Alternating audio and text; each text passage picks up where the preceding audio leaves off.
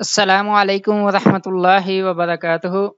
آج یہ ایک ہمارے بھائی کا سوال آیا ہے کہ اگر رمضان میں کسی شرعی عذر کی بنا پر کوئی مجبوری بن جائے، چند روزے رہ جائیں، تو کیا شوال میں 6 روزے بطور قضا شمار کیے جا سکتے ہیں یا انہیں علیحدہ رکھنا ہوگا؟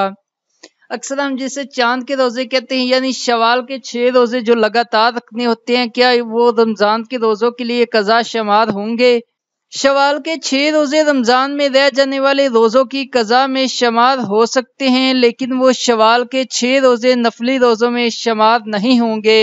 ارشاد نبی صلی اللہ علیہ وسلم ہے کہ جس شخص نے رمضان کے روزے رکھے پھر اس کے بعد شوال کے 6 روزے رکھے تو گویا ہمیشہ حالت روزہ رہا۔ اس حدیث سے معلوم ہوتا ہے کہ پہلے رمضان المبارک کے فرض روزے رکھنا ضروری ہے، پھر ان کے بعد شوال میں 6 نفلی روزوں کا اضافہ کیا جائے تاکہ یہ عمل ہمیشہ روزہ رکھنے کی طرح ہو جائے۔ لہٰذا جس طرح مسلمان کے روزے رہ گئے، اسے چاہیے کہ نفلی روزے رکھنے سے پہلے رمضان میں رہ جانے والے روزوں کی قضا مکمل کر لے، پھر شوال کے روزے مکمل کر لے۔ قضا کے طور پر رکھے ہوئے روزے نفلی روزوں کے قائم مقام نہیں ہو سکتے۔ اللہ تعالی ہم سب کو دین کی سمجھ بوجھ عطا فرمائے۔ جزاک اللہ۔